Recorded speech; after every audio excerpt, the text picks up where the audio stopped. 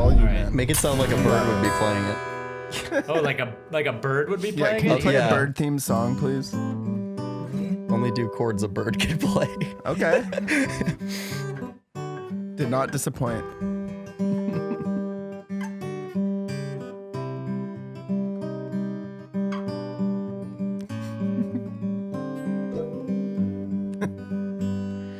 These are songs that a bird could sing. If it could sing a song like this, it would tell you that you can't hold an American bald eagle anytime you want. That would be illegal. They go more like. Yeah. Hey, that what's what up, actually- everyone? Welcome back to the Corridor Cast. Hey, hello, guys. How are you? Oh, we're I'm great. doing all right. Just dandy. Yeah, we're coming back with a lot of bird knowledge for you, Jake. So strap in. Yes. So strap in, everybody, because I'm about to find out just as much as you all are about to find out. Because apparently, Wren and Matt went on an excursion on Friday into bird law, you could say. Yeah. Well, less into bird law and more about just like birds. Oh, there were a lot of problems though along the way that related to bird law. I mean, I Like guess. like production issues to be able to like make this thing happen, right? Yes. Yeah. Okay, so you guys went, as we talked about on the last episode. Were you on that Right. episode? Which we one? talked about Yeah. the first time we talked about bird law? No. Oh, okay. Yeah, we basically gave an update about why we didn't realize we could not put a camera on a peregrine falcon because it's literally against the law, because peregrine falcons are native to America here, and it's against the law to commercially use a native wildlife. I don't think interesting. it's That's limited why. to just birds. I thought it was, So- but apparently this is like an actual like wildlife law. So if it's native, you can't commercially use it. Yeah, but it's if all- it's it's all not, if it's native imported, birds. if Yeah. you bring it from another place, you Or can, if you you, can trap or it if you and ship use- the bird overseas and then Right. shoot with This it. is like bird slavery, Oh, dude. okay. This is messed up. Why is that legal? What? You go 3 miles off the coast of California, and then you can film with the Yeah. bird. It seems like need it a would bir- be I better need a that bird they're in their lawyer. natural habitats, right? When you're filming with them, but But I like Game of Thrones, for instance. I think they used like some American wolves, but it was okay because they shot with them in Ireland. yeah. Here's a bird fact for you. When they shot like the Windex commercials with the ravens, they used this like animal safe dye to dye the ravens all the way black, because the ravens that are non-native to our country have like a white, I think, Yeah, neck. they've got a white neck. White neck. Yeah. Oh. So Like- if you want a completely black raven and you want to shoot it in America, here in the old United States, you got to dye that bird. You better dye, Wow. you better dye Yep. that bird. Dye that bird. Yep. Okay, so Yeah, considering you're going through all the footage right now, Yeah, you're probably oh, way more familiar with it so than I many am bird now. facts on- I've got like a Fucking- week I got 'em here of rolling. fuzziness. Yeah. yeah. we got a lot of things to talk about today. I want to talk about that. I also want to talk about what is happening right now. Which Are you is talking about the fact that we raised $90,000 in 5 minutes? Yes, for charity. Yeah. Today? Yeah, dude, the Today. NFT 5 drop minutes. happened. So that- we'll get to that. But first, just take us into the journey of your guys' excursion to go film with these birds. Like, Yeah, so we drove up to Paso Robles, which is 3 hours north of here, 4 hours north of here, wine country, California. And we stayed just outside of town Thursday night and got up early Friday morning. So here's the problem. We're heading up there, or rather we're planning on heading up there, and the weather forecast was awful. It was like 60% chance of rain, cold all day, very low chance that we would actually get to fly with these birds or have these birds fly around, because they don't fly in the rain. They're able to get wet. It's actually when they get cleaned off, but they're not going to let them out and go flying in the rain. So if it's raining, we can't film. That's a big problem. So we're thinking of staying an extra day and shooting Saturday morning. So we were really concerned about it. This is like our number one concern. Yeah. Then Friday morning we get out there and it's like really nice. Yeah. Super nice. I Yeah. mean, there were clouds all over the place, but like not like the hazy clouds that you get when it's like socked in, you know? So it was Yeah. actually really sunny for a lot of the day. And so it ended up being really nice. We shot with a whole bunch of birds. I got to carry a whole bunch of birds. I got to hold them. Raptors. What kind of birds? What kind of birds? Let's. Well, get they had a into this. couple Saker falcons that were pretty sweet. Those were the main ones we were working with. They're from North Africa. And Whoa. So that's why we're able to commercialize them by putting a camera on their back. Yeah, yeah. But they also had a bald eagle too. Yeah. So they had a lot of birds. They had a bald eagle, which was missing half a wing because it got shot by someone. I don't know who shoots bald eagles, but apparently does he it just hop happens. around now? Yeah, he hops around. He never leaves his cage really. Like they take him out for like stuff, but like he doesn't fly. He doesn't soar amongst the clouds. No. I heard that if you shoot a bald eagle, that George Washington will hop out of nowhere with a musket. He'll hop out of your wallet if you have a $1 bill, and he'll just he'll materialize. So something that I didn't know. So like we're filming these little info bits because right off the bat we shot right away with the 2 falcons, putting the camera on the back, and that was like its own little thing. And when you fly them, you have to like give them treats. So like they actually fly up to you and they eat their little treat, and then they fly around more. They come back for their treat, but they get full pretty quickly, and then they don't fly anymore. And so you have to actually let them sit and digest. And there's this whole process where it's like it actually sits in their stomach and you can touch their stomach because it's exposed. They don't have a rib cage. What? Yeah. I didn't know birds do not have rib cages. Yeah. And by the way, y'all, if you'd like to know what it's called, that little section of their chest, it's called a crop. Okay, and the crop is where they store their food, all right, while it's being digested. Whoa. And the thing is, if you put more food into that crop, then it almost like it piles up essentially. So the stuff that's like half digested, it can't like filter through the crop. I love this so much because it's like this is all stuff I learned as well. Yeah. But that was a week ago, and I'm kind of fuzzy on the details. But you've sat all day today just watching those details over and over, editing this video, so you're like very familiar with it. Yeah. And it's like you're saying it, I'm like, oh, that's right. That's right. Yeah. And so what's fascinating is because you can't. Their stomach is like so visible, they can actually see when they're ready to fly again because they're like, oh, your food's digested. Wow. Good to go. There's a lump. there's it's like this an big actual lump. physical lump. They guided my finger to poke their stomach, and I was like, whoa, that's a lump, all right. Yeah. Did they evolve out of having rib cages from when they were dinosaurs? I don't know about this work? I don't know about the evolution aspect here, but yeah. So I do know it's called crop rot. Crop rot, when it rots in there, like it doesn't and move. that can actually kill the bird. Like it's very dangerous. Yeah. So because of that, bad case of the crop rot. This bird's got the crop rot. but because of that meant that we had to be very strict with when we could fly with them. So once we flew for like 5 minutes, that bird was done for a couple hours. Yeah. So right off the bat, that was the first thing we did just to maximize our time of the day. Flew with these 2 birds, and then we went and hung out with some hawks. They weren't a red-tailed hawk; it was another type of hawk.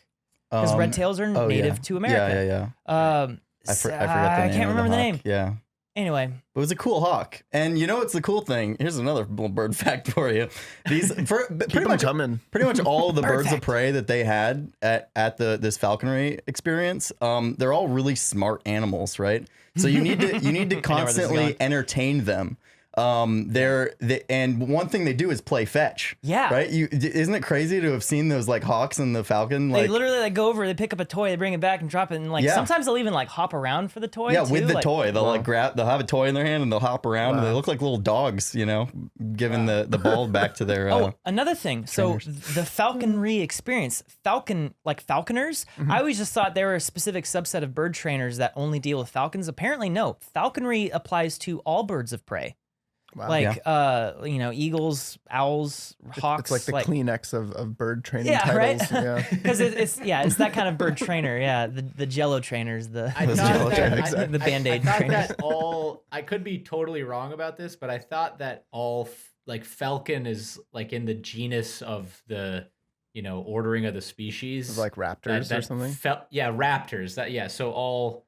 They're all in the like, same. Yeah, I thought they were all the same family, or I bet they are, but is that family like a falcon birds. name?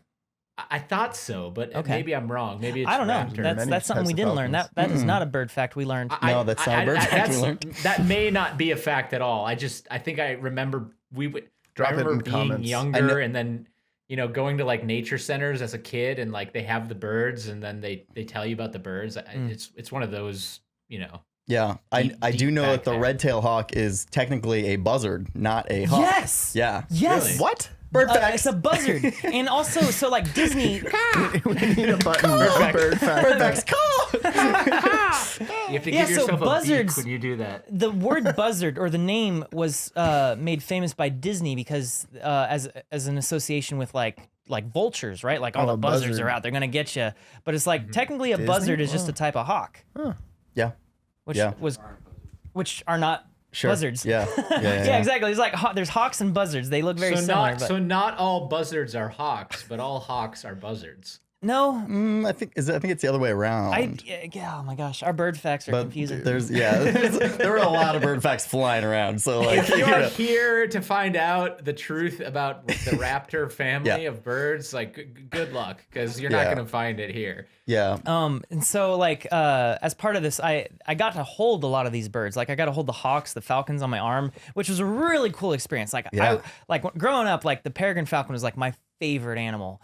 And so like I love birds of prey. So like having like being this close to them, petting them, they have the softest feathers. Really? Yeah, especially the owls. The owls are so my gosh, soft. I've always wanted So to I held hold an owl. I forget what type of owl it was, cool. but his name is Jack. No, it was not a barn owl. It was a different one. It was a different type because they got the eyebrows that go really up, like they're Thalen or something like that. And A wise owl. Very really wise. wise. So his name is Jack, short for jack-o'-lantern, because he kind of looks like a jack-o'-lantern. And so this is what blew me away. Apparently, owls are idiots. Yeah, owls, Really? because their eyes are so big, they don't have a whole lot of room in their head for their brains. So they're kind of dumb. But like no, like she straight up's like, oh yeah, this hawk here, he's such a dum-dum. He's so stupid. I was like, whoa, the owl? he's right here. Like he can hear you. She's like, exactly, and he doesn't understand anything. So apparently owls are not particularly smart amongst other birds, whereas like falcons and eagles are fairly smart. And there's another bird fact for you. That's how they get hit so much. They get hit by cars a lot because they use almost 100% of their brain to focus on the prey, right? So they have this like laser vision on their prey. So if they're even though they have this amazing peripheral eyesight when they need it, when they're focused on their prey, they're like swooping down on it, and they specifically focus on that animal. They don't have the processing so power. they can't see around them. multitask. So if there's a car with even if they have brights on, it's not going to matter. They're not going to be able to see that. Also, that owl had the largest eyes. They were huge. They had to have been over an inch in diamiter, like giant, Really? like huge. That's how they get that Amber tunnel vision. marbles. Yep. The night And vision. they can't move their eyes, and that was something that I knew from childhood. Like that's why Like they're owls are able to fixed? move their heads like completely around, is because Bird their fact. eyes don't move. They're actually fused to the back of their skull or something like that, and so they have to move their head around anytime they look. But yeah, so the owl was pretty sweet. Definitely by far the softest feathers of any bird I've ever touched. Because later on, they had some macaws, some parrots, and like you feel their feathers, and you're like, this is what I expect a bird to feel like. But the owl felt like those really, really soft, like microfiber blankets that you can get, like the really fancy, super hyper soft blankets. That's what this owl felt like. Yeah, those are made out of owl, I heard. Yeah, the old Not owl down. feathers. They're not made Synthetic out of owl. feathers. It's straight up just made out of owl. Yeah. They just take an owl and stuff That's it why. in there. Yeah, that's why I get eyeballs sometimes in mine. That explains it. Yeah. That explains the golf ball sized eyeball. Yeah, I was So- wondering what that was. I do a lot of things here at Corridor that I never would have expected to be able to like say that I've done in my life. For instance, I never expected to be able to say I did the motion capture for Draco Malfoy dunking Harry Potter. Like literally. you did. That is something I never expected to say that I've done. The other thing I never expected to say is that I have been slapped in the face pretty hard by a bald eagle. What did you Okay. say to it? Yeah, what I did said you America say to it? sucks. And he was like, You said democratic socialism is what you said to it. no, so like You're gonna take my gun? Slap. So I will point out that it was the bird who touched me. I didn't touch the eagle, and that is important because yeah, it is. Sure, buddy. So all these other birds I was able to hold and touch and whatnot, but the eagle was different. So a bald eagle, apparently, it's against the law to interact with. You cannot touch a bald eagle without a special license, which these falconers obviously have. And so because of that, I wasn't allowed to hold the eagle. And so all these birds do this weird thing where they're sitting down normally, and then they like they start falling off, or they try to fly away, so they flap their wings a lot, and they sometimes kind of like fall upside down, like they're hanging from the falconer's arm. Okay, I've 'Cause seen they that have, at the like, these Renaissance little- Fair, kind of like the Yeah, light yeah. kind of hang down. They got like these straps that are wrapped around their feet so they can't fly away, and the falconer actually has to hold down pretty hard because one of those hawks, not the buzzard, the big hawk that I was holding, tried to fly away at one point, and it was hard to keep that thing down. I was like holding on with all my life. I was like, I will not be responsible for Started to letting this lift hawk off get a out of little here. bit, like, I'm coming with you. Yeah, because like they have a lot of force just like thrown out because they are incredibly Dude, lightweight. if you got one on each arm, do you think it could lift you? Like, no. Like up, yeah. Just, up for birds. Like, How many would you need to strap many? to We should to- do to that video. fly? Yeah. VFX artist reveals. That's a Yeah, Sunny in right? Philadelphia episode where Charlie does the up thing, but he does it with a bunch of like pigeons. God, Oh my god. But yeah, like I was blown away by how light they were. Like I could like after a while I started getting tired with the massive buzzard on my arm, but like it wasn't that heavy at all. Like and so like being able to have that much surface area on their wings and the muscle to throw it down like that, it was a surprising amount of force lifting up off my arm. Like I felt my arm lifting every time they anyway, so they'd fall off and like try to like get back on and then get their balance back, and so that's what happened to the eagle. The eagle like tried to like fly away or do whatever, and his arm went out like this, like whoosh, and hit me right in the face. I don't know if you got it on camera or not. Oh, definitely. It's in the video, son. No, the moment that you showed me wasn't it. The one where you then turn to camera, like, I can't believe like I just got slapped by a bald eagle. It's definitely in there. Never mind. Yeah. And by the way, guys, for a little bit of context, I had to edit this whole video in 3 days to send to like Insta360. So Well, kind of like two. yeah, pretty much two, yeah. Yeah, we were shooting a bunch of Like, stuff on like Monday. from the hours and hours of footage we had down to, and shout out to Dean who helped me today get this done. But yeah, we did it. So hell yeah, brother. Hell yeah, brother. Yeah, good, man. I'm really glad. That was a lot to get through, and Yeah. Yeah. yeah, Those it's fun been, videos, it's man. been a crunchy few weeks. And it has really been. has. It's been very busy.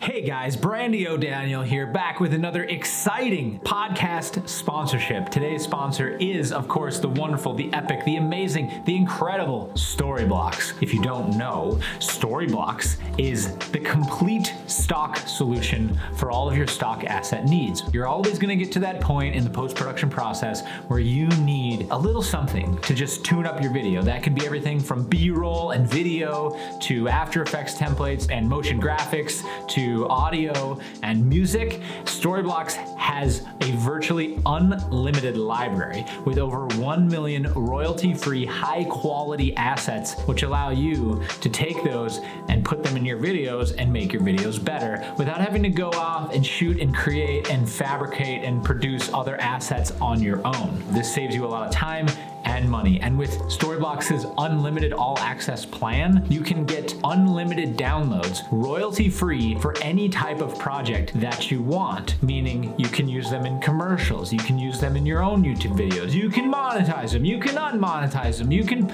send them to your friend, you can send them to grandma, send them to your crush. Do kids still use the word crush? Anyways, if you guys are interested in getting started and trying it out for yourself, head on over to storyblocks.com/corridorcast. That's storyblocks.com/corridorcast. Now, where do we go from here? We go back to the podcast. It's been Beeple weeks. The Beeple Beeple weeks. week Beeple 2. weeks. Yeah. So shot with these birds. It was a really cool time. So they got the camera. They got a camera fake ahead of time to practice flying with, so that they can get used to it. But even with that, they what I was really hoping for through this whole project was to be able to get the Falcon go up a couple thousand feet and then just dive straight down. I thought that'd be really incredible footage. But what ended up happening is that they would fly around. They actually flew quite a bit, but they never really got more than a few feet off the ground. Until later in the day, we went to this hill and she flew down the hill and flew around. It was really cool. Yeah. It looks a lot like drone footage, like racing drone footage, to be It honest. Because does, usually, yeah. like when I'm flying like that, I like to fly just a few feet off the ground, like proximity style. And it was like, wow, Falcons, nature's drones. How'd the stabilization turn out on the back of the bird? Pretty good.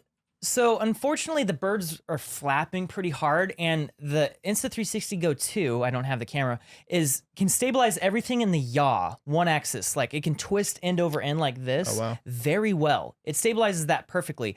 Any up and down or left and right, not as much. So when the bird flapping, it's going up and down quite a bit. So there's a little bit of like up and down shudder or fluttering. Yeah.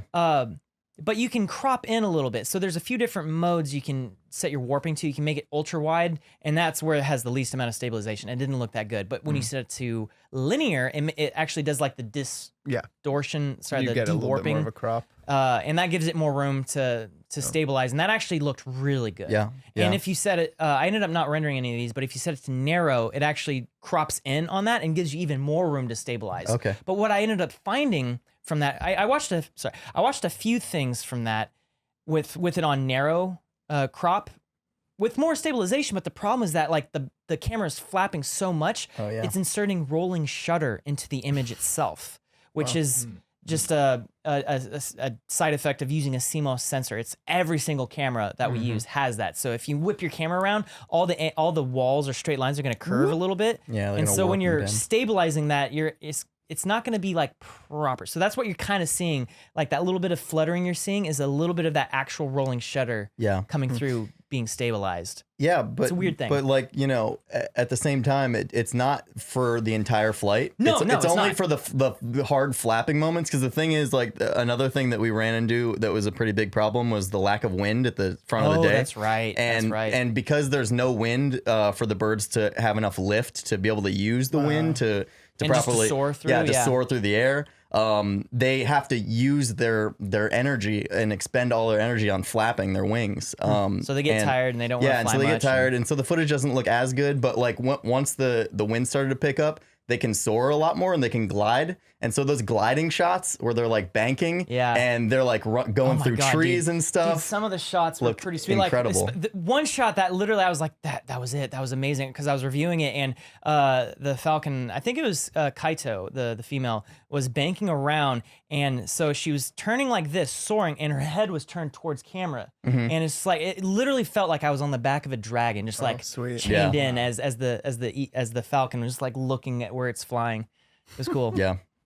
Can you imagine that? Can you imagine riding a giant bird like that? I can imagine it because I saw it. And you guys can see it too this weekend. And all of you guys will see it very soon. Oh, actually, so one of the coolest stories that one of these falconers told us was that she was in Belize and she was able to fly with these falcons paragliding. That's right. No, not Belize, Nepal. Oh, Nepal. Yeah. Like up in freaking Himalayas. Wow. Yeah. Yeah, so she was able to jump off of a cliff and have like falcons flying with her. Falcon motorized like, paragliding. Yeah, or maybe it was just regular I think it might have paragliding. been regular. She one of those like parachutes that you fly. Yeah.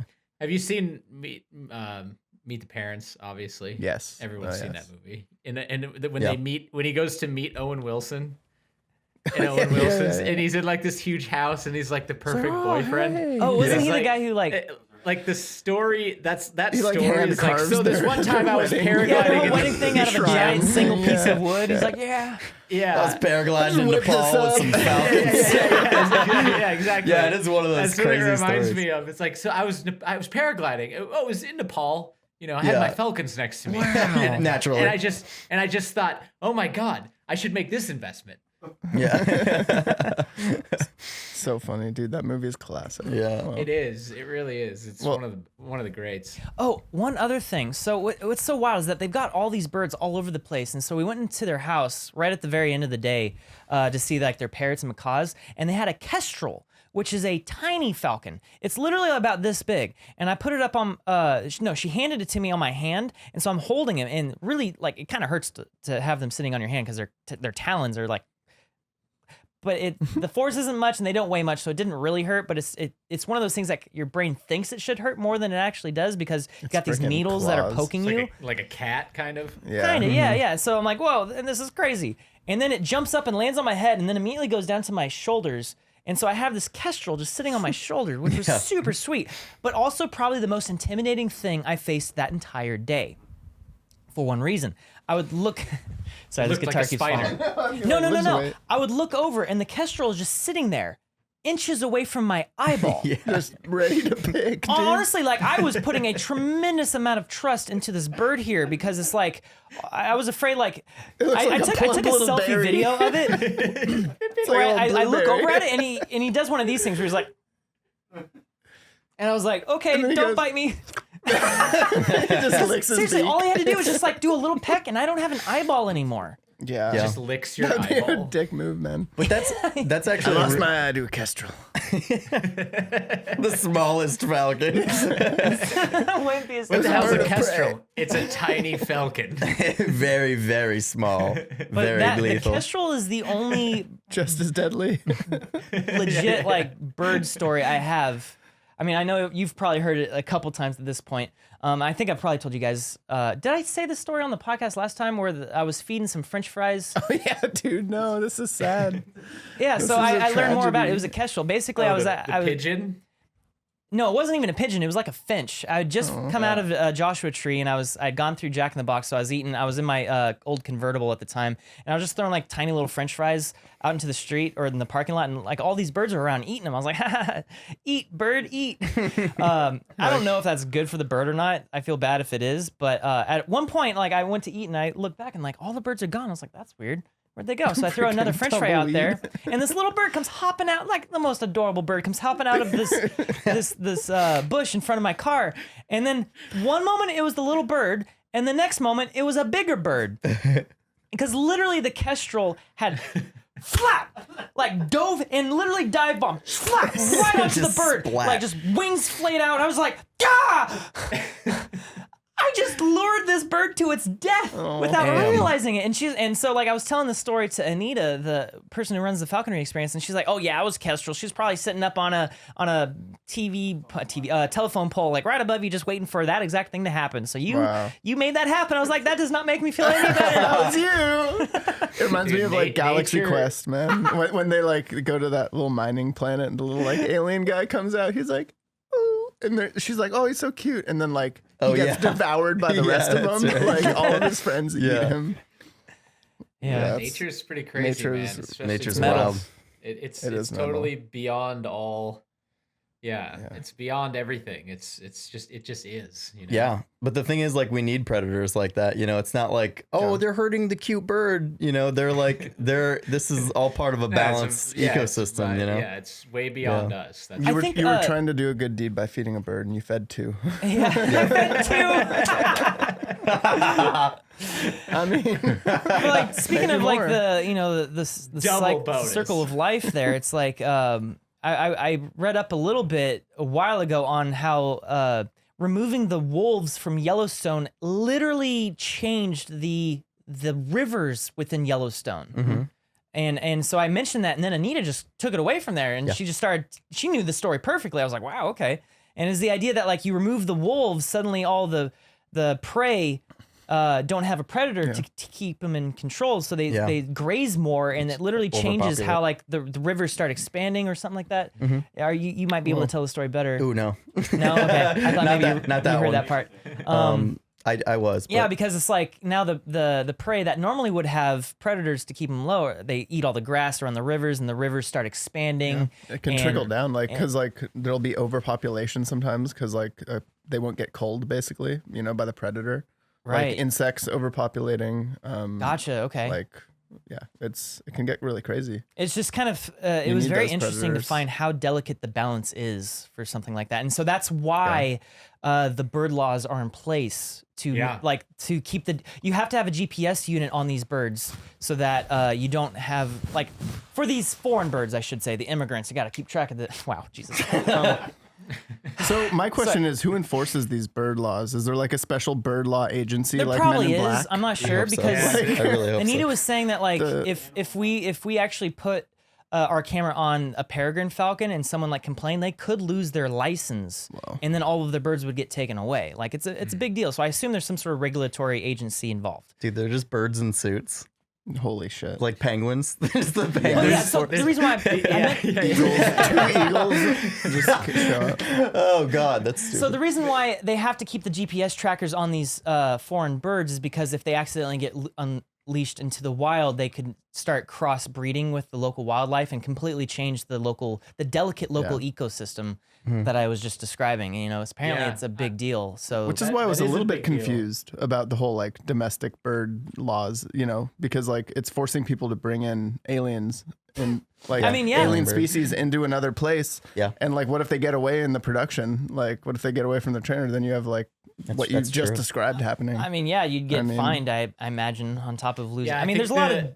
I think the goal there is to not to exploit Yes, definitely. natural species. I think is the goal. If it, who knows if it actually works that way in the application of the law? Right, Only the yeah. birds. Probably, you can say with relative certainty, like the motivation for it is like, hey, we're gonna protect the native species. But Yeah. I mean, I'm glad you're doing the video. I'm glad that you're doing it this way because honestly, like, it gets said a lot, but like the more people know about just the natural world, like the better off we will all be, because you are absolutely right. It is super delicate, and like, there's too much going on right now with respect to like, the fishing of the oceans and like, just the general pollution that humanity is causing on the globe. Now, most of it's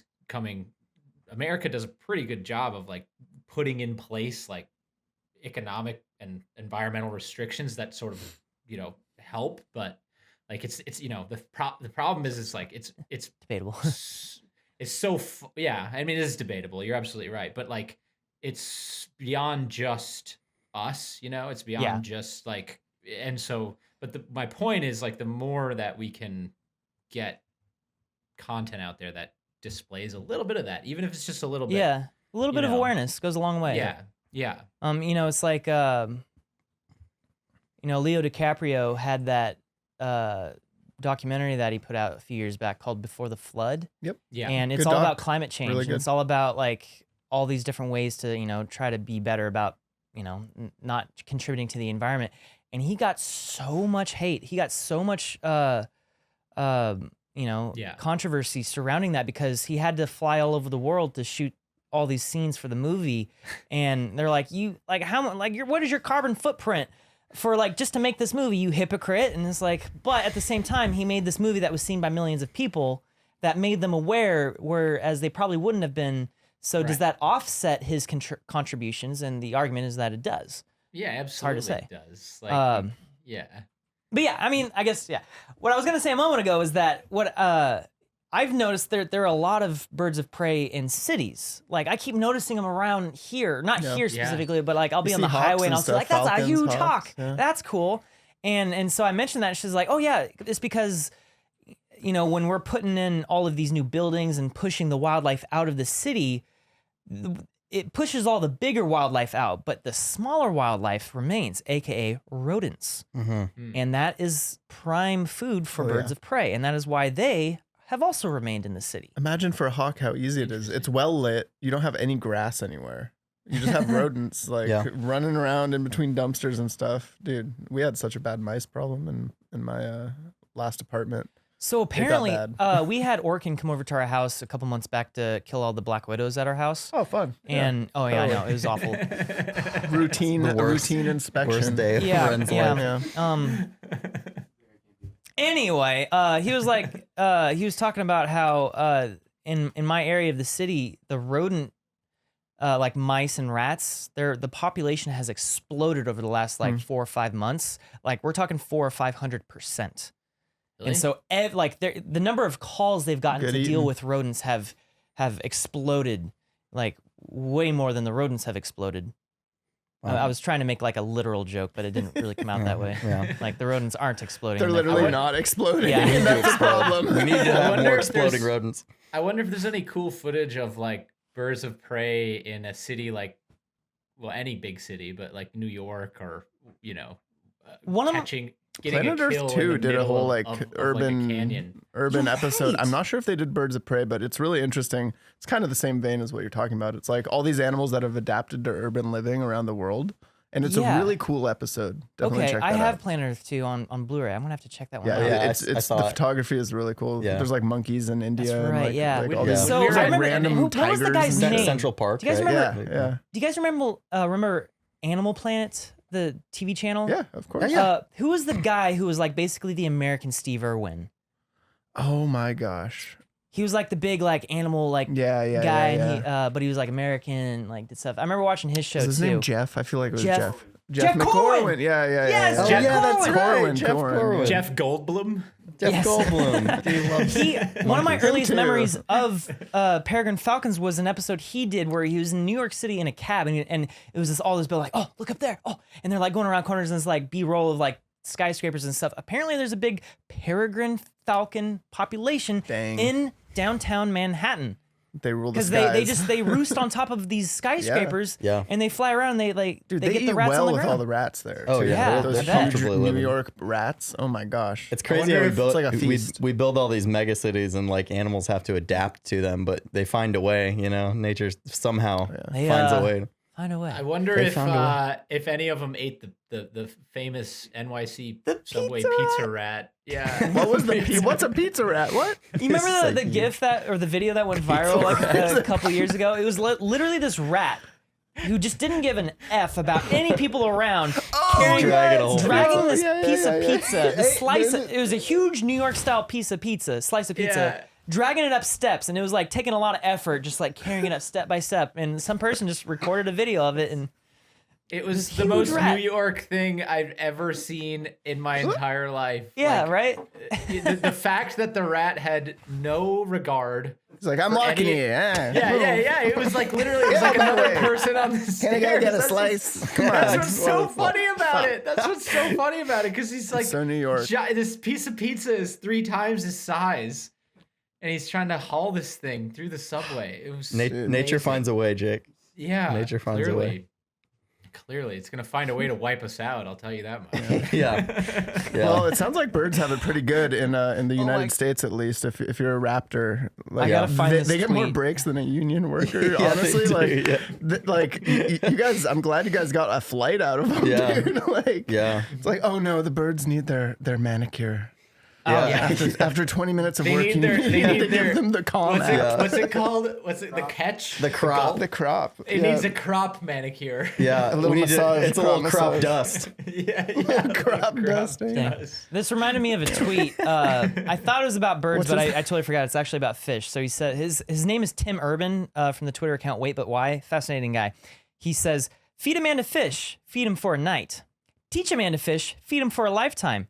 Teach a man to make AI. The AI does all the fishing and everyone is fed forever. Then the AI accidentally kills all the people and the fish win. Circle of life. That is We're beautiful. pretty much. We're somewhere in there. We're Yeah. somewhere in that timeline. Yeah. So in well, this good. case, the birds win. I'm Yeah. glad you guys Birds got some rad footage, and I can't Oh. wait to see the video. Also, Chase came out with us and ran a second camera Yeah. between That was you his and first shoot. I that was think. his first shoot, actually operating a camera. Normally he's editing visual effects artists React or helping with the crew cuts or Yep. back in the day with Node. Yeah. And Yeah, he did well. Yeah, he did. And he was excited to be out on an actual location shoot with us. It was a fun Sure. time. Yeah. Good. He did well. Good. Awesome. Yeah, he's been asking if he could go on a trip or two, a filming trip or two. So I was glad we were able to accommodate that. Heck Yeah, it was good. Yeah. I can see him doing it again. Although he did say that he didn't have the confidence to use the zoom lens. So you ended up using he'll the get zoom there. lens. I sniped those birds. I shot those birds good, son. Okay, so the last few weeks have been pretty crunchy because not only because you guys obviously were out filming, but also because we were trying to find a place for the NFT drop that we just did today. Mhm. And, Crypto art drop. Yes, yeah. Sorry. It's not, I mean, it's not. It's you're not wrong. I'm starting to realize that people are there is a So- difference between an NFT and crypto art because crypto art is a subset of, or rather, an application of an NFT. Sure. Yeah. Yeah. An It's NFT like is just the piece of the blockchain. You can put anything on there, right? Yeah. Yeah. I mean, including like art. you can. You only have a certain amount of information you can store in there, so you can't really you can't store an image there. And I remember You Mike do a saying, link to a database. yeah, right? and so that's how it's currently working. Is it actually points to a database, and there's some potential issues surrounding that. Like if Yeah. any of these crypto art platforms go down or go out of business and their servers get shut down, then your token kind of becomes worthless. Because Holy it's specifically shoot, really? like it's baked into the token where it's pointing. Interesting. But on top of that, there's still information that is tied, like description, title, words, and you get all that is actually stored in the token itself. And that is where I see a lot of value in an NFT, a non-fungible token, because you can't duplicate it, you can't destroy it, you can't forge it. And right now it's pointing to these servers. I think IPFS is the type of server that these images are currently being stored on, and they're supposedly kind of hack-proof, tamper-proof, won't go offline. But there's some asterisks there. They could. Wouldn't it be the same case if the Federal Reserve computers or the Federal Treasury computers went down? I mean, can't the same argument be made? Like, obviously, it's happening at a much smaller scale when you're talking about like a crypto art site or I mean, I don't know anything about the Federal Reserve to have an opinion on that. Well, but we're off the gold standard, and we have been for a long time, so it's all just kind of numbers now. It's all just kind of. I'm sure their network is like even more robust, for all those purposes. But I mean, technically, if any computer system went down, you would lose everything on that computer system, except for the blockchain. Because of its distributed nature. It's like a because it is distributed, there's no single place where it's stored. It's just kind of stored everywhere all at once. So why take this super new, amazing, open source vehicle for all these things, right? Or sorry, I don't know if it's open maybe source. Not open source, se, but what's the word I'm looking for? It's transparent, fully transparent, right? Yeah. You can always see the interactions it's had. It's trackable. Yeah. Why take that and then say, oh, I'm gonna run a crypto art website and be the only place to hold the information that verifies the ownership of this? That seems very backwards to me. Why are these websites not able to distribute this information elsewhere regarding who owns what piece and what these tokens are tied to, like you just said? The tokens are separate from the crypto art platforms like Maker's Place, Super Rare, Nifty Gateway, OpenSea, Rarible, Async Art. There's all these different places. The token can be exchanged and whatnot, but where the file path for that image is stored is on a server somewhere. And this is where I don't quite know enough about the specifics of that to really talk about it. But sometimes I think it's stored on say Maker's Place, their own server. Sometimes I mentioned IPFS, I think is the acronym for it, and I don't know enough about that because it's supposedly a way to kind of combat the issue that I just mentioned. But there are still some vulnerabilities with it, I think. I don't know. This technology is so new that it's we're still figuring out. The biggest problem with it right now is the fact that it's running on Ethereum 1.0 currently, and that's incredibly energy wasteful. Because I guess we can get into it a little bit here. It runs off this protocol called proof of work, and basically what that means is that in order to authorize a transaction, a whole bunch of computers have to run this really complicated puzzle. Essentially, how when you hear about cracking a password that's 200 characters long or something like that, the brute force method would take hundreds of years or something like that, because where you have to try every permutation. That's kind of how it's working here. So in order to actually find the correct password, you have to have just a tremendous number of computers all kind of working on it at the same time, and then eventually one of them gets lucky. Which is why the blockchain is so cool, because you're harnessing the power of all these processors and putting them to one task. Yeah, but unfortunately, and that's amazing. One way to and we can get into the nitty-gritty of how that works. And I don't know specifically enough to talk about that here, but basically what it comes down to is that once one computer finds the correct code to solve the puzzle, all the other computers that were working on it now move on to the next one. It means that all of the energy they just spent trying to get to there is now wasted. And so something like 90% of the energy ends up kind of being it's just wasted energy. Imagine going down the street to pick up your mail, and it's someone else already got the mail. Okay, cool. I'm going to go down the street to the next mailbox. Oh, someone else already grabbed that mail. Okay, cool. I'll go to the next. Oh, I got the mail. It's like a foot race. Like all the other runners who didn't win are still freaking exzosted. Like they're It's just a little bit like that, spent. and so that's where all of the controversy surrounding the environmental impact of crypto in general is coming out right now. Unfortunately, a lot of that controversy is being for an incorrect reason, specifically targeted at NFTs because they are more complex to solve, and so there's a couple people who kind of like turned this into a big deal that other people writing articles made into a much bigger deal. Like they didn't intend for this to be as big of a deal as it is, but basically they made some calculations estimating how much carbon dioxide is being emitted based off of how much energy it was used to basically calculate that transaction. And more recently, we've kind of started figuring out that those numbers were incorrect. And so a lot of the basis for the environmental concerns surrounding NFTs are not rooted completely in fact. There are still concerns there. There are like many asterisks involved. To put that into context, I mean, that information that you're just talking about was coming out as recently as like 3 weeks ago. Oh, it's coming out every day. So what's crazy is that like there'll be an argument with like some sources and whatnot, and then there'll be a counter argument to that with some other sources. And what I'm seeing a lot of the time, especially on Twitter, is that these things are being shared with straight up incorrect information. But because you're seeing incorrect information being shared on Twitter? No, it's being shared everywhere. Twitter is just kind of like the main hub for the crypto discussion. For misinformation, currently. Got it. But like there's this one talking about how crypto art is a pyramid scheme, and it was made in like this nice little like infographic with squiggly lines. It was kind of cute art style. That Kurzgesagt, or what's that channel called? Kurzgesagt. Yeah. It was kind of like that art style, and it was and talking about how crypto art is a pyramid scheme, and here's why. Except it's like literally half the things they said are just not true. Like it's false, and so.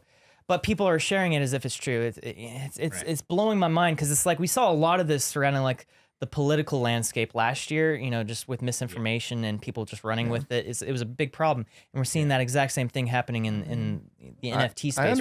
I understand it. People, it's killing the environment is an emotional thing. It's like it cuts, especially when people are like, why is all of this damage occurring, quote unquote damage, to only benefit a small number of people? And that's where a lot of because it feels like you're like a small number of people are putting a lot of harm onto a large number of people compared to like, say, the meat industry.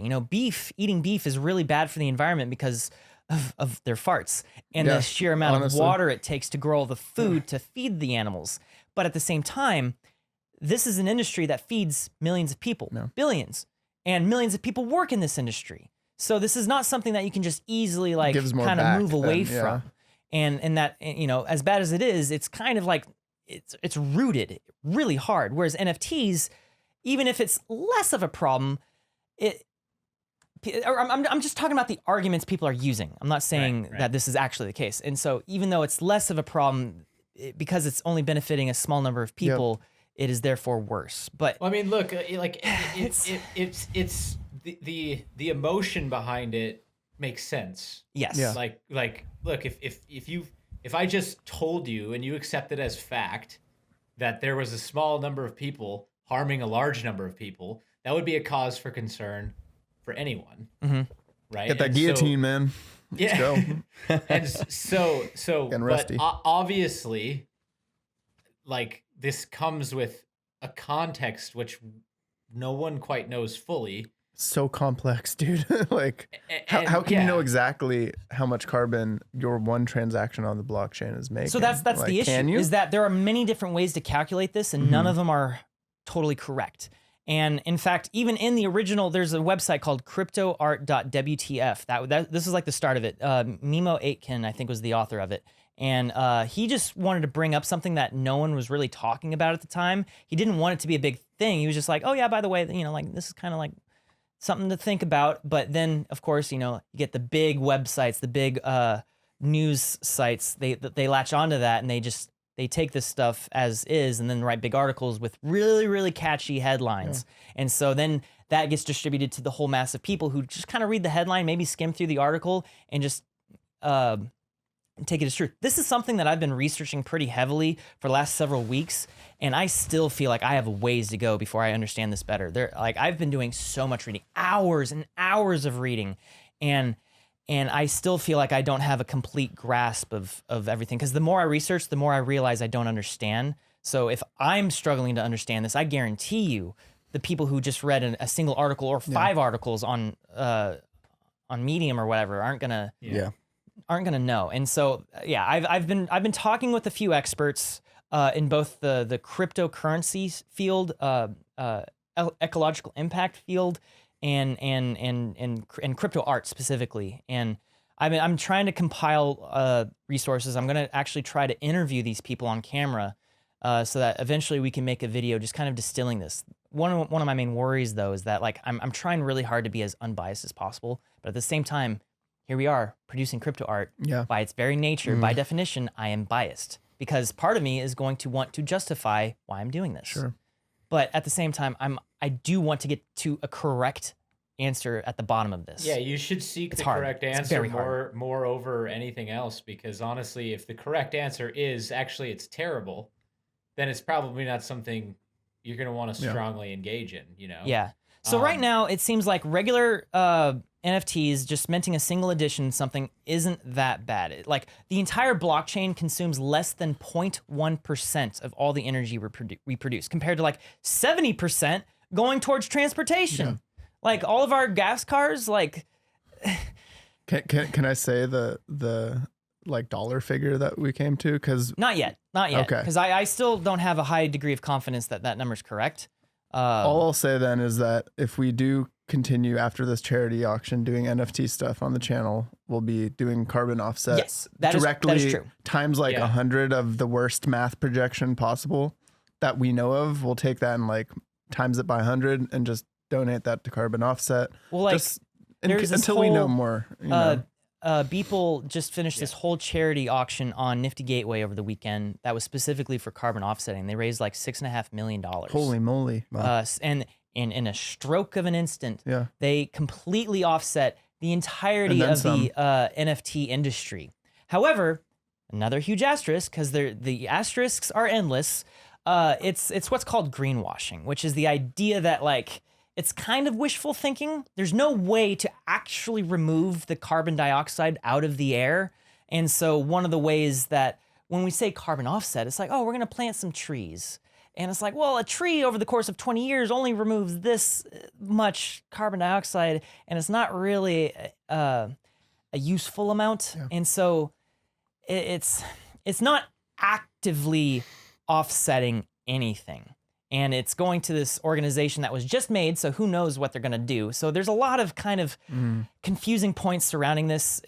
I feel like everyone involved is patting their backs a little too hard, but it's still good. It's Ren, still like not bad. Are you bad. telling me that the world as we know it is a lot more complicated than it seems, and that just from reading headlines you can't really derive the total truth about something? So you shouldn't rush to immediate judgment just because you read something or someone said something? Yes. Oh. See. Oh, crazy. Si, senor. See. Well, so let me ask you this, Wren. Do you know what kind of offsetting actually works? Like what are they doing? I don't know what sort of offsetting actively works yet. Okay.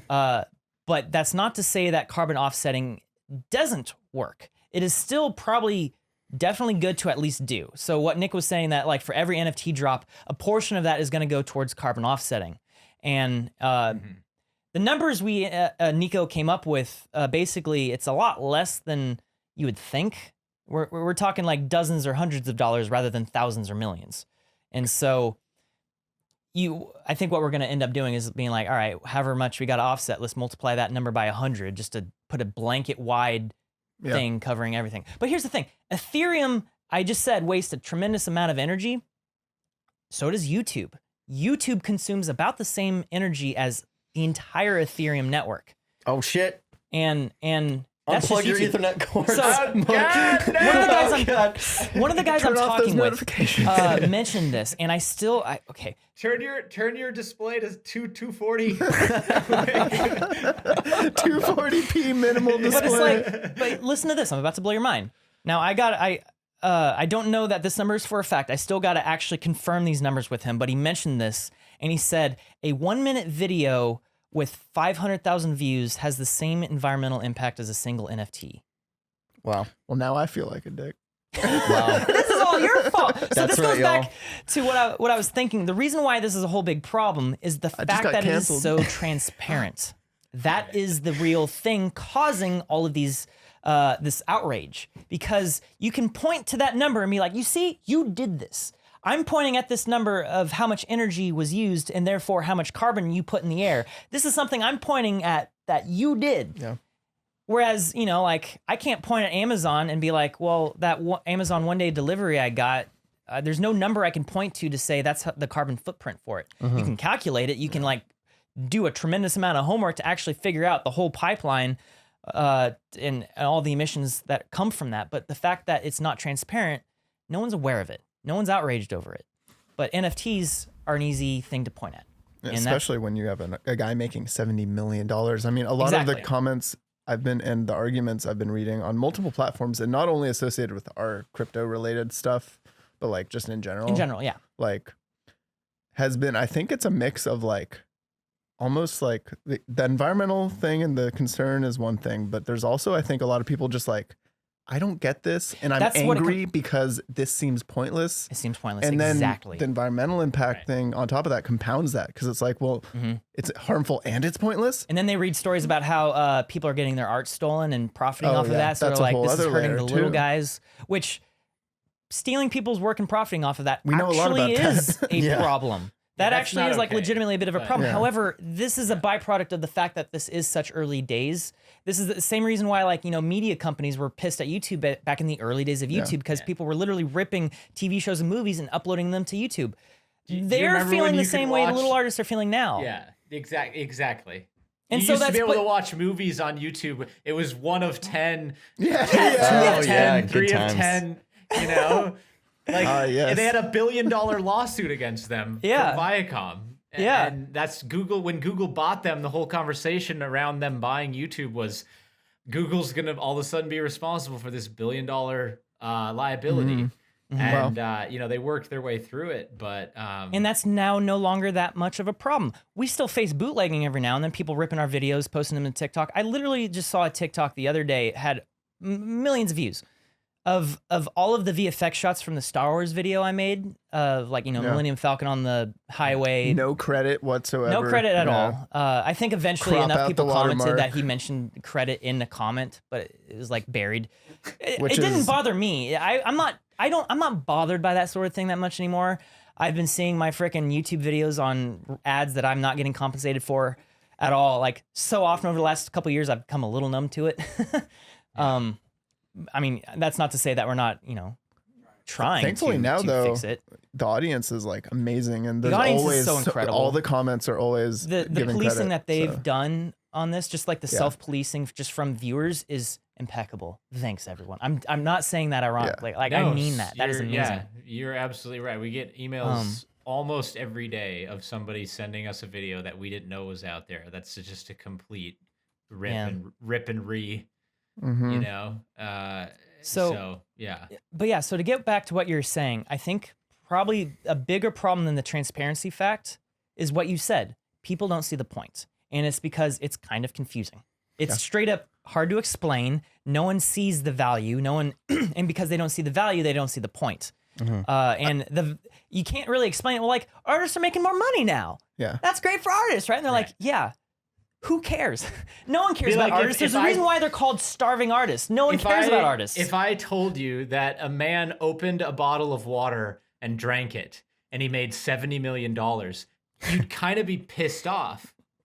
Yeah. No, I want to figure out what bottle he has. Well, of course. How do I get that bottle? But your initial, like, you know, you're walking by, you don't have time for this information. Like, I don't care. I'm on my way to work. I got stuff to do. You hear this thing out of the corner of your ear. You just got an $80 parking ticket that like put you in the negative. You're like, fuck, man. Oh, shit. And you hear, and that's all you hear. And then the New York Times writes, man sells a JPEG for $69 million. It's infuriating. Of course. But they're going to be pissed. Yeah, but what people aren't taking into context is the 13 years of work that have gone into people's collection, which make it valuable in this particular place at this particular time, which has never existed before.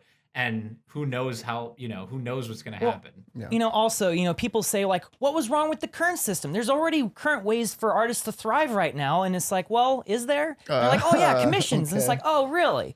Yeah, commissions. Have you tried getting commissions made? A penny, dude.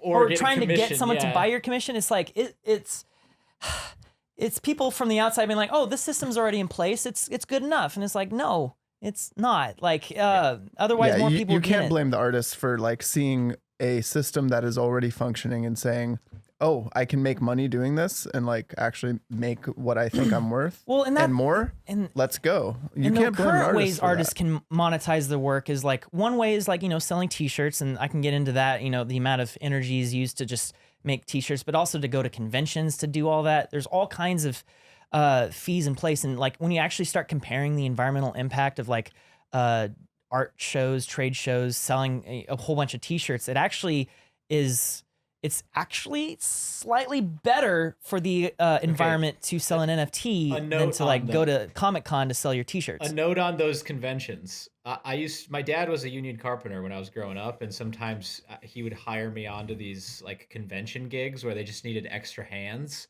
Come in and set up the conventions. I didn't know that.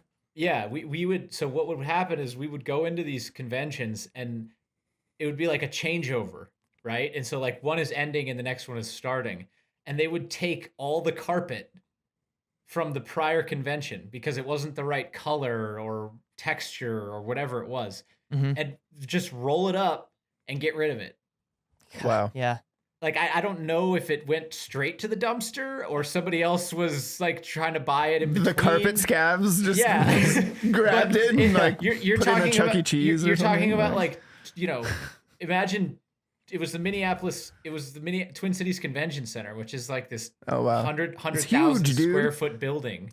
And imagine one of those whole halls, you just get rid of that carpet. It's not part of the next convention because it's, and how many things are like built and bought and purchased for these 1 week trade shows? So much, man. That what do you do with them after that? What happens to all that stuff? You gotta think.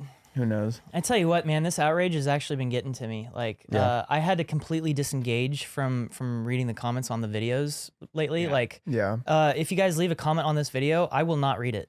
Wren, oh my God, you have to watch this. I'll read it for you. You have to watch this Joel Haver commercial or this Joel Haver episode that he put on his YouTube called "My Friend Quit Social Media for 2 days" or something.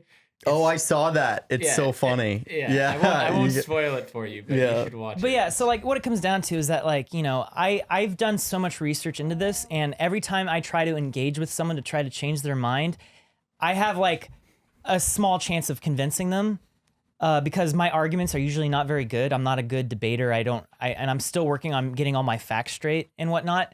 And so it's so hard just to engage one person. And let's say I do succeed and I convince one person. Well, guess what? There's a million people behind them in line. It's like facing off against a zombie horde. And so I've realized this is just, I don't have the energy for it. Man, dude, Sunday was really bad. You can't I was in a take that really on your bad mental shoulders, state man. on Sunday because I have this small section in that video talking about like, listen, don't be mad at the artists over this. They're not at fault here. And some people were saying like, I just came across as like condescending or patronizing and like completely. What I didn't take into account is that like, I was just making the assumption right off the bat that people would have to take what I said as fact. Like, listen, this is, there are problems, but like what you actually hear isn't the thing. And then of course, they ignored me on that. And then all they hear is like, oh, our artists are at fault. Like or artists are not at fault. Like, don't get angry at the artists. No, and I'm like, because that was the one message I wanted them to come away with is that like, don't get angry at us artists. And sure enough, they got angry. And I read through the comments a little bit on Sunday, and I immediately was like, I can't handle this. I cannot handle this. Yeah, don't let that stuff like ruin your day. It's too not late. Worth it, man. I know, and it happens to all of us from time to time. It's like definitely we're human beings just as much as the next person. Yeah, but the difference here is that because there's an actual like the outrage is different than, because I've experienced plenty of criticisms over the years being online for the last decade, you know, but usually it's on the line of like, I don't like the work you just put out. I miss the old work you put out. Like, I don't like the direction you're going now, or like, I disagree with what you said or what you did. It's never personal, you know? Sometimes it's kind of personal, like, I don't like you. But like, this time it's like, wow, how dare you ruin the world for the rest of us? You killed all the seals. And it's like, really? Obviously, I'm being a little hyperbolic here. Like, really? Maybe I'm not being hyperbolic. It was something like, how dare you? You guys might as well club a bag of baby seals. Something literally like that. And it's like, bro, the blockchain's been around for freaking how long now? And again, it's like, I'm not excusing the blockchain, and it does use a tremendous amount of energy, but it is in transition right now. It is actually going to a whole different system of how it operates called proof of stake. I talked about proof of work earlier. I don't know enough about how proof of stake works to really talk about it right now, but basically it consumes 99.9% less energy than the current 1.0. So it's like, you got proof of stake, you have layer 2 technologies. These are all basically more efficient versions of the blockchain, and they're currently being rolled out. There's several networks out there already. So one of the things I'm going to be looking into is the Tevos, something like that network. It's a proof of stake network for NFTs that is already being used. Oh, cool. But the problem is that the marketplace isn't strong behind it, so there's not really much value there currently. Ethereum is going to go to Ethereum 2.0, which is proof of stake. At some point, the roadmap for that is like end of this year, maybe early next year. I wonder if this whole thing has like injected that with some more like fuel though, like putting some fuel in that fire, you know, and it'll go faster now. Yeah, no, exactly. It's people are like, I feel like this whole thing, going back to the kind of the anger verse, you know, the actual like the true anger verse, like true like environmental concern, right? Versus like the anger of I don't understand this and why it would possibly valid. It's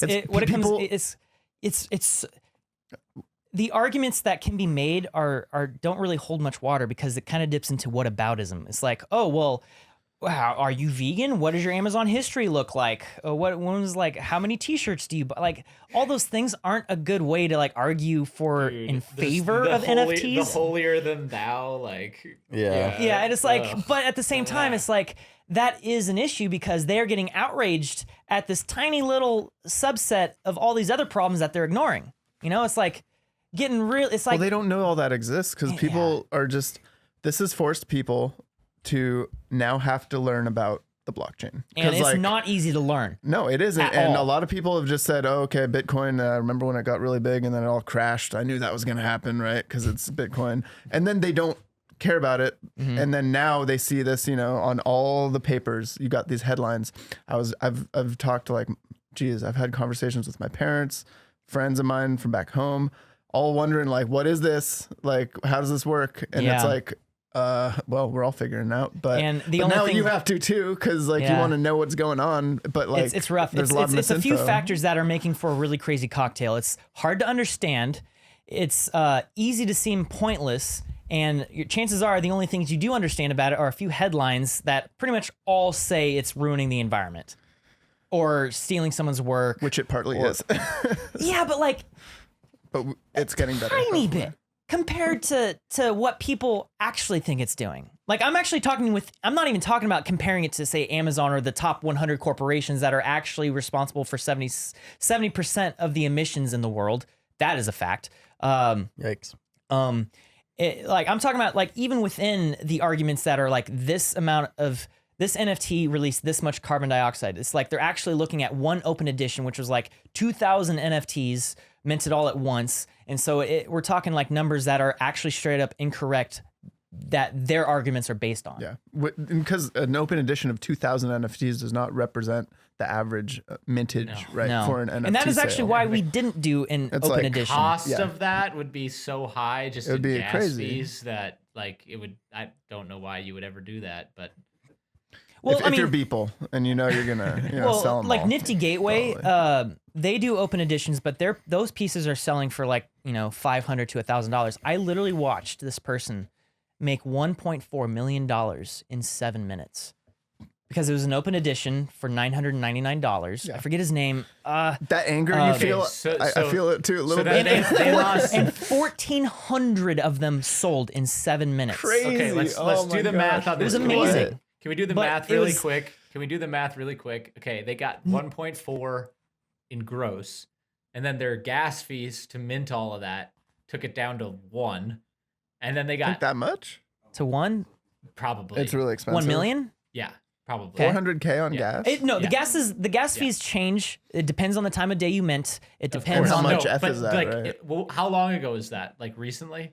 No, it was like a month and a half ago. Okay, It was like so 2 months they were ago. probably less then, but if you did that now, that's what it would be. And then So, but gas fees Tax. traditionally Tax. have been somewhere Yeah. between like $5 and $10. Recently, they've been upwards of like $40 to $90, and depending on the time of day, it can be upwards of $200. But that's rare. And you can. So the whole it's thing not, about it's not that gas. rare anymore. That's Well, okay, like- sure. Yeah.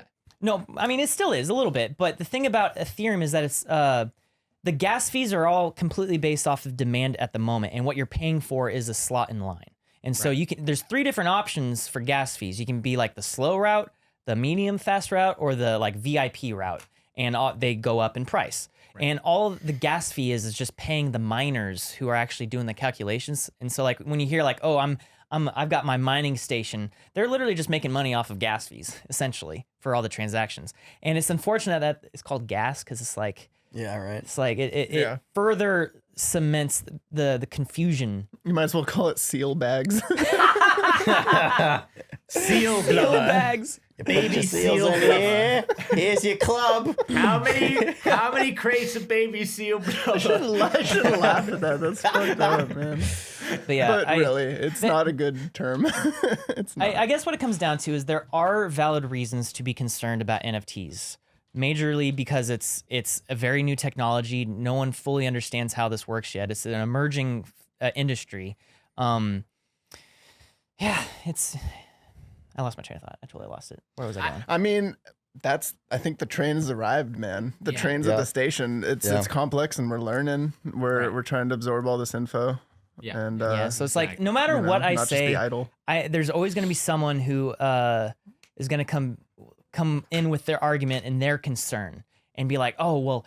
They're valid. Well, I don't know. I've had more people tell me that they're disappointed in me and angered at me in the last couple weeks than I have ever on the internet. That one it's not a fun comment reading that. No, you know? it's a big It's like bummer I'm when you not read angry. like I'm disappointed. so disappointed in you. Yeah. I can't believe you would do this. I have to like anytime someone says like, oh, I'm unsubscribing, I literally laugh because I find that funny. Like I don't care if you unsubscribe, like whatever. But to say that you're disappointed in me is like, dang, that actually kind of stings. Wren, let me tell you something right now, buddy. You make me proud. I love you. Thanks, Jake. I You're love you too, Jake. You're one of my best friends, actually. Did you know that? I did not know that. Yeah. Well, I mean, I've got friends, but I feel like everyone. Dude, honestly, the whole corridor crew here yeah, are some of my best exactly. friends. That's They're like, what I mean. Oh, yeah. like I hung out with people last year during the pandemic. It was you guys. It was just you guys. Yeah. Like I don't have friends outside of work that I hang out with actively. I have lots of friends outside of work. I have lots of friends, period. Well, it's because like working here is like social as well. So it's like for me, I'm kind of like an introvert who's learned to be, able to be extroverted at times. But working here, it's very social. Yeah. Especially when you're in the studio with everyone. So when I get home, I'm like, my social battery is done. Like, No, when I get home from absolutely work, true. Absolutely I don't true. want to go all like the- meet up with someone else. It's like, no, dude, I just Yeah. Think about And I think that's a all the, pretty like, relatable thing for most yeah. people. Yeah. Social Yeah. batteries are real, man. And even coming in here new, it's like it was easy to become friends with you guys, like because y'all are cool people and we got a good fun group to here. shoot We the do. shit I'm with, very so. proud of the crew that we have. And it all is. the times we've had to trudge through the trenches over the last 10 years. Yeah. Like that's you don't experience that with a lot of people in your life, It's real. Mhm. Very true. So, yeah. Just keep that in mind next time you read one of those comments. Yeah, and honestly, I've already come to terms with any disappointing comments. I'm saying this so that anytime anyone in the future does say that like they're disappointed in me, I'm Sticks and actually not going to stones. be bothered by it. Like I'm already beyond it. Because I realized I'm wasting my time and energy by trying to respond to all these people. Where I need to focus my energy and effort is into making a solid video. explaining all this. That's going to be such a good video for many reasons. Just but it's even getting this intimidating information as hell, presented man. clearly it's will so be good. intimidating to consider. I bet, man. Because I know even if I do the best job I possibly can, trying to address all the different factors, and however long it ends up being, I talked with a whole bunch of experts. I tried to be as unbiased as possible. I put it up. There are still going to be so many comments debating me on that. You already know that. So don't worry about that, you know? I just want people to like me, Jake. I just want to be liked. That's my number one goal in life. People I don't like you. remember if it was. You'll be fine. You have so many friends. I think it was. I don't know if it was Mother Teresa or who said this, but she said, I just want Mother Teresa to like me. The ones who matter don't care, and the ones who care don't matter. Something like that. Was deep. Damn. I had to just dwell on that. That just kind of like hit me like a rock'em sock'em. Anyway, okay, a lot going on. Thanks for the time, boys, coming down and doing the podcast. Do we even like talk about the fact that like our Maker's Place, our actual like COVID-19 drop was today? Yeah. Let's our charity drop is going on right now. Yeah, it's going on right now. It's probably made more money. Yeah, let's check. Wait, Christian, can you check how cool that is that we've raised? How much have we raised right now? So last I checked, insane. right before we came down, it was $107,000 total between the 6 pieces. Dude, something happened to the goat offer. What's it at now? Because when I did that calculation of 107, yeah, went down to 4. How does that work though? Because once something's been in place for 15 minutes, I thought it's good. No. The 15 minutes thing is at the end of it all. Like someone places a bid, it increases the time by another 15 minutes. Or sorry, it extends the time to 15 minutes so that other people can get their extra bids in. So it could, in theory, go for a while. Maybe they're disappointed in us. Maybe they're disappointed in people bullying Peter. Well, either way, it's been awesome so far, and we've been able to raise a bunch of money for COVID-19 relief. So, in the first really 5 awesome minutes, thing. I totaled it up. It was around $90,000 in the first 5 minutes. Well, now, because of how bidding systems work, it's going to sit around and hover at that number for most of the next 24 hours while the auction is live. And then right at the last minute, when like time starts ticking down, then everyone's actually going to start putting in their offers, and that's when the bidding war happens. So I wouldn't be surprised if the number starts going up quite a bit after that, or right at the end. So one person, someone made a $4,000 offer, and then immediately someone else made like a $44,000 offer on the goat picture with Peter and Mike. And then someone else made it $50,420.69. Hey. And that was last I saw it. So I guess, but Maker's Place is doing it a little different than I'm used to. Normally, bids are done through the blockchain in Ethereum, and it's like publicly verifiable. But I guess they're doing it in cash, which means the bids are happening on their server, which is good. That means every single time someone bids, it's not actually a transaction on the blockchain. Yeah. It's consuming less energy. That's already greater, or that's already better right off the bat. But I guess that means that there might be complications where bids aren't actually real. So maybe someone made a bid, and when they actually went to like charge them for like put a hold on that, like it bounced. I don't know. I don't know. Maybe it's people putting again, fake bids it's on his It's a weird universe, guys. Give us a little leeway so we can figure this out and put some better information out there for everyone to hopefully grab onto. Yeah. Dude, Yes. we are actually donating a ton of money to COVID-19 relief. Yeah. And we've never really done a charity thing like on this level before. The only charity we've done before was the one Natalie ran last year for Extra Life, and that was $10K, and that was a big deal. That was great. That was really cool. Dude, that's not to be taken for granted. Absolutely not. I think the fact that we have an audience that can support something of that scale is just something to take a tactical pause on and just say, hey, pretty cool. Yeah, absolutely. Yeah. And it's like being able to ride on the coattails of someone as famous and renowned as Beeple. It didn't feel right to just pocket that money. No. Oh, yeah. Right. And I don't think he would have agreed. I mean, in fact, I know he wouldn't have agreed to like work with us and like sell that if it was just going to go to us. If it was just because dude, it's a crazy amount of money to basically just like But that's quite a coattail right there. You know? Yeah, What I know, is that? right? Golden coattail? Yeah, Like, so a real long one. But I remember mentioning to my friend when we were talking about this back in January. My friend Don, Donalini, and I mentioned it to him that we're doing this, and I was like, oh yeah, and we're gonna donate it to charity, and he was instantly like red flag, like, ooh, be careful, man. I was like, what? Why? He's like, you can't just say for charity. No one's gonna believe you, and that'll end up backfiring. You have to have a specific charity in mind. And this is like before people even came by and shot with us. We're just thinking out loud, like, oh yeah, all right, we should definitely donate this to charity. And so when I mentioned that, and that's why I forced Nico. I was like, Nico, you have to come up with a very specific charity. And this is again back in January, early days still. And he was like, okay, cool, not a problem. Yeah, but he ended up having to do the research to find a specific charity to donate to, because that's something that we learned not really having any experience doing charities. You can't just say it's for charity. You have to say it's for a charity specifically. Yeah, and you need to be you need to do your due diligence on the ones that you donate to, because like there's some shady charities that will just pocket most of the money as they just managerial costs or whatever they call it, operating costs. Yeah, exactly. So anyways, it's been a pleasure chatting with you guys. Dude, this is a long one. Yeah. I need to go get a photo scan of the street. And I guess I'm gonna play us out. Does anyone have any requests? Because I probably don't know how to play it. Free bird. Free bird. More Wonderwall. bird-related I want to hear song, please. Wonderwall. I've never heard this song played it before. I don't know how to play Wonderwall, but I'll sing you a song after all. Hey, that was good. Birds and people bits.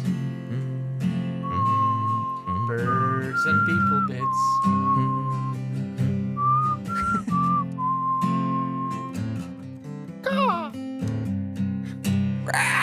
And 3, 2, 1.